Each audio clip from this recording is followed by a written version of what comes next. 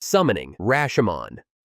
Rashomon is one of the rarest and toughest defensive jutsu in all of Naruto. It only shows up a few times in the whole series, but every time, it's absolutely insane. What makes Rashomon special is how exclusive it is. Unlike bloodline techniques like the Sharingan or Byakugan, this one doesn't rely on genetics. You need top-level summoning skill to pull it off. Only a few people have ever done it. Sakon and Ukon when they combine, Orochimaru, and the First Hokage himself, Hashirama. This isn't just a wall, it's a demonic gate fortress with an angry face carved into it. Remember when Sakon and Ukon fought Kiba and Akamaru? They summoned a single Rashomon gate, and even after Kiba hit it with a super strong attack, the gate only dented. It didn't break. That's how solid it is. And that's just the basic version. When Orochimaru went up against Four Tails Naruto, he summoned triple Rashomon to block a mini-tailed beast bomb. And yeah, mini doesn't mean weak. It was insanely powerful. The three gates acted like a defense system. The first gate took the hit, the second absorbed more impact, and the third spread out the rest of the force. That's the only reason Orochimaru survived. Then there's the ultimate version, quintuple Rashomon. Only Hashirama could summon that one. And it's so strong, it didn't just block a tailed beast bomb, it actually redirected it. And not just any bomb. We're talking about one fired from Madara's Susano with a giant sword. That's next level stuff. Honestly,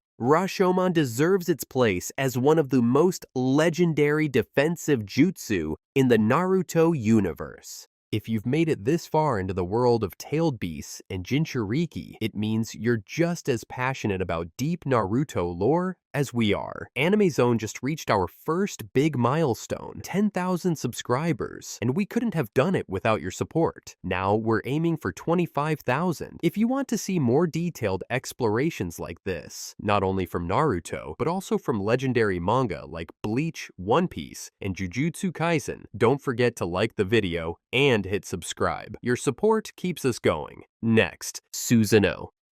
You can't talk about top-tier defense in Naruto without mentioning Susano. At this point, it's not even just a jutsu. It's literally a war god, summoned straight from the eyes of the most gifted Uchiha. Susano only appears when an Uchiha unlocks Mangekyo Sharingan in both eyes. And remember, to awaken that power, they have to suffer the trauma of losing someone they love. The price is brutal. On top of that, using Susano slowly destroys their eyesight and causes insane pain. But what do they get in return? A giant chakra fortress that surrounds their body? Yeah, we're talking about a huge, towering guardian. We saw just how crazy this power is during Itachi vs. Sasuke. Itachi's Susano tanked Kirin, a lightning strike powerful enough to blow up a mountain. And then there's Madara, who literally wiped the floor with all 5 kj, using his Susano like it was a casual Tuesday. Even someone as powerful as Tsunade, with her mountain-smashing punches, could only crack the ribcage of an incomplete Susano. Another cool thing, every Susano is unique. They each have their own look and weapons. So unlike Gaara's Sand or the Hyuga's Rotation, which are mostly for defense, Susano is both a shield and a weapon. In its perfect form, it can go toe-to-toe with a tailed beast. Just think back to Sasuke versus Danzo. Even when Susano was just a skeleton, it could block every attack Danzo threw at him and hit back just as hard. That's how deadly this thing is. Defense and offense in one god-tier package. Yatameir. When you talk about defense in Naruto, you have to mention the Yatameir. This is a spiritual weapon, and only Itachi's Susano can use it. What makes it crazy? It can change its own properties to block any kind of attack. Physical, chakra-based, elemental, nothing gets through. Seriously, this thing is the definition of untouchable. Even Black Zetsu, a guy who's lived for centuries and knows almost every ninja secret, said that Itachi's Susano with the Yatameir and the Totsuka blade was invincible. And if Zetsu says that, you know it's legit. The most insane part is that the Yatameir doesn't even have a fixed shape. It holds all nature transformations at once, something we've never seen in any other defense. But here's the catch. Itachi can only use it while he's in Susano form, which costs him a ton of chakra and slowly destroys his eyesight. So yeah, it's overpowered, but with a heavy price. Kamui. Kamui is a crazy powerful defensive technique that literally breaks the rules of physics. It's only available to Obito's Mangekyo Sharingan. Imagine a jutsu that lets you disappear into another dimension where no attack can reach you. It's like you don't even exist in this world. With Kamui, Obito becomes basically untouchable, like a ghost. Tons of ninja tried to hit him, but failed because attacks just don't work. Kamui even lets Obito and Sasuke escape from Inoki's Jinten. Only a few ninja who truly understand Kamui's mechanics can find its weaknesses, and that's a very small club. So for most, Obito can escape any attack, whether direct hits or being surrounded, and even avoid all kinds of sensors. Kamui totally ignores all physical laws, while Gaara's Shield of Sand and the Hyuga's 8 trigrams revolving heaven follow the rules of the physical world. Kamui opens a whole separate dimension owned only by Obito. That's OP level defense right there. Plus, since Obito has Hashirama's cells inside him, he can spam this jutsu basically forever. But you want to know a technique with a similar idea, but even stronger? That's the Flying Thunder God technique. This isn't just any teleport jutsu, guys. It's one of the most advanced and clever defensive moves in the entire Naruto universe. Like Kamui, when an enemy attacks, instead of blocking the hit, you just disappear. The Flying Thunder God technique lets the user instantly teleport to any spot marked with a special formula. It was created by the second Hokage, Tobirama Senju, to counter the insane speed of the Uchiha ninja, but it was Minato Namikaze who made it legendary. What makes this jutsu crazy powerful is that it doesn't create a physical shield at all. It's all about being not there to avoid danger. Remember when Minato redirected the Ninetales tailed beast ball? The whole Leaf Village was about to be wiped out, but with just a touch, Minato teleported that massive blast to another place. Epic. The Flying Thunder God technique is completely untouchable. When Obito with Kamui fought Minato, Minato not only dodged attacks, but countered at the exact same moment. That's why throughout Naruto's history, only 2 geniuses, Tobirama and Minato, mastered this technique so well. It's not just about protecting yourself either. Minato used it to save teammates like Kakashi and Naruto in seconds. This is active defense at the highest level, not just standing behind a shield. Compared to other defensive jutsus like Susano or Gaara's Shield of Sand, Flying Thunder God technique is a total game changer in how you think about defense. 8 trigrams palms revolving heaven. Alright guys, this move is what we call an absolute defense. Rotation, or Kaiten, is a secret Hyuga technique, normally only taught to the main family members. But here's the crazy part. Neji Hyuga, a branch family member, taught himself this move just by watching it. That alone proves how much of a genius he is, and how insanely hard this technique really is. So how does it work? The user releases chakra from every single tenketsu, chakra point, on their body, while spinning super fast. That spinning creates a perfect chakra dome around them, like a force field. Here's the wild part. The harder you hit it, the stronger it pushes back. It's like throwing a ball at a wall. The harder you throw, the harder it bounces back at you. During Neji's fight with Naruto in the Chunin exams, we saw how untouchable this move was. He even carved a small crater under his feet from the force. And let's not forget, both Neji and Hayashi were spamming this move like crazy during the 4th Great Ninja War. Oh, and here's a fun fact most people miss. Rotation doesn't just defend. It can actually damage enemies nearby. That spin is so strong, if you're close, you're getting hit too. No doubt, this is one of the strongest personal defense techniques in the entire series. Shield of Sand. If we're talking about the most unfair defensive jutsu in Naruto, Gaara's Shield of Sand has to be right at the top. It's a shield that activates automatically and always protects him, even when he's not aware of the danger. That's totally broken. This shield is part of Gaara's absolute defense, along with his sand armor. At first, everyone thought it came from Shukaku, but plot twist. It's actually fueled by the love of Gaara's mom, Karura. His dad, the 4th Kazekage, revealed that the sand was infused with her will, and sometimes it even forms into her shape to guard him. That's next level mama bear energy. Unlike most ninja who have to react or actively defend themselves, Gaara's sand moves on its own. It responds instantly to any threat, sometimes even protecting him from dangers he doesn't notice or threats he causes himself. One of the best showcases of this was during his iconic fight against Rock Lee in the Chunin exams. Even after Lee opened 5 inner gates and reached insane speeds, he still couldn't break through the sand. That's how powerful this thing is. Compared to the Hyuga clan's rotation, Gaara's shield has the massive advantage of being fully automatic and active 24/7. However, it's not invincible. Moves with extreme speed and piercing power, like Sasuke's Chidori, can break through it, one of the rare times the shield failed. Shield of Shukaku.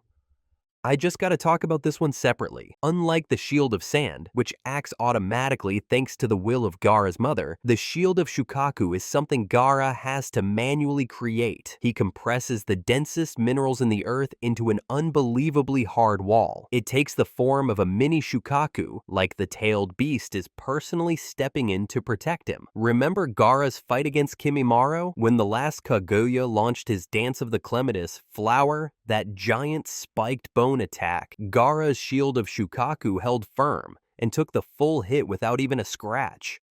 This isn't some casual defense anyone can pull off. It's only possible because of Gaara's insane sand control. Shinra Tensei. Shinra Tensei is the technique that made Pain the biggest nightmare of the Leaf Village. Imagine this.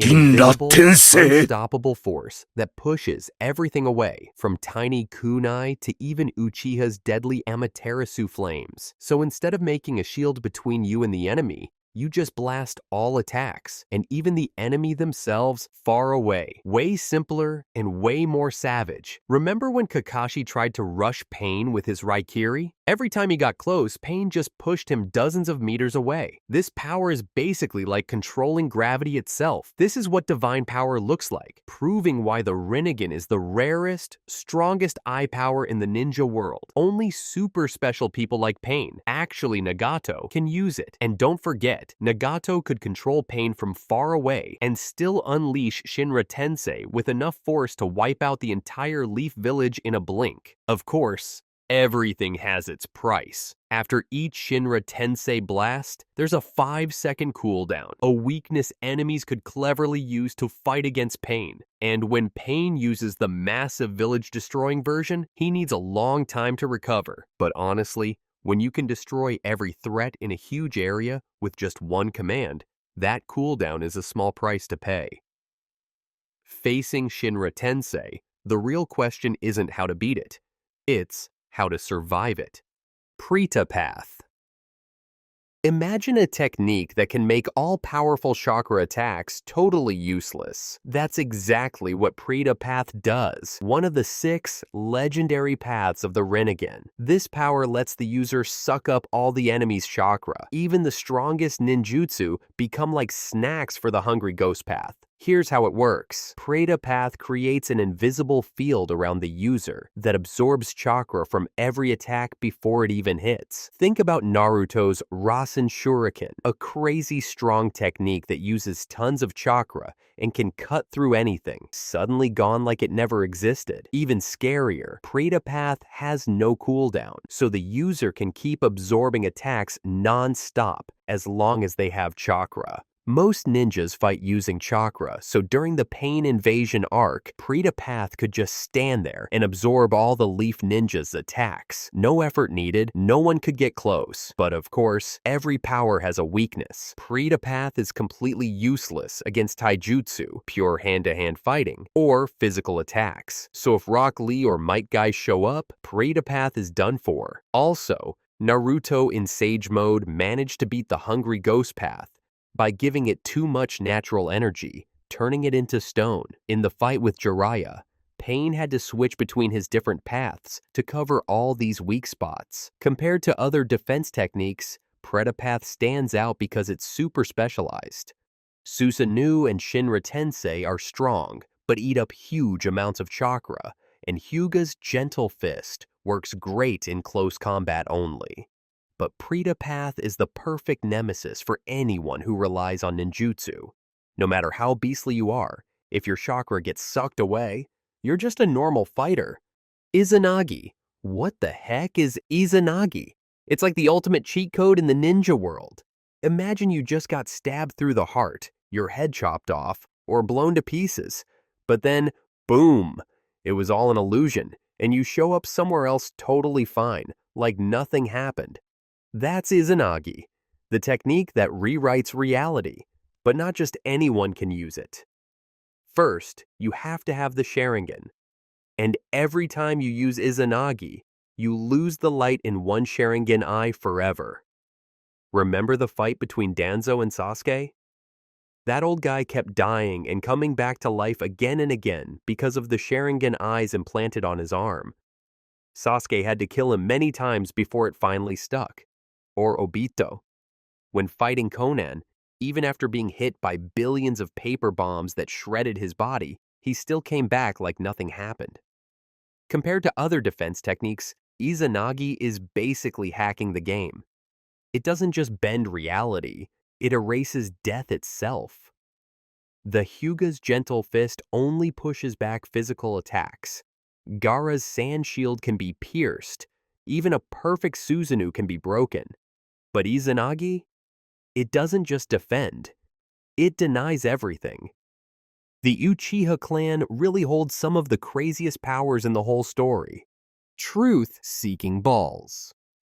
Truth-seeking balls sound like something fancy and mysterious, but these floating black orbs are one of the most dangerous and overpowered tools in all of Naruto. They're made from all 5 chakra natures, plus yin and yang release, and they can destroy pretty much anything they touch. Yeah, they're basically floating delete buttons. Even though they're insanely destructive, they can also be used for defense. The orbs can float around the user's body, creating a shield that blocks attacks from any direction. And not just blocks them, they erase the chakra in the attack completely. Fireballs? Gone. Rasen Shuriken? Poof. Susano? Useless. These orbs just cancel everything. And unlike normal jutsu, you don't even need to cast them every time. Once they're out, they're on autopilot, hovering, shielding, and nuking anything that gets too close. This makes the user basically untouchable in battle.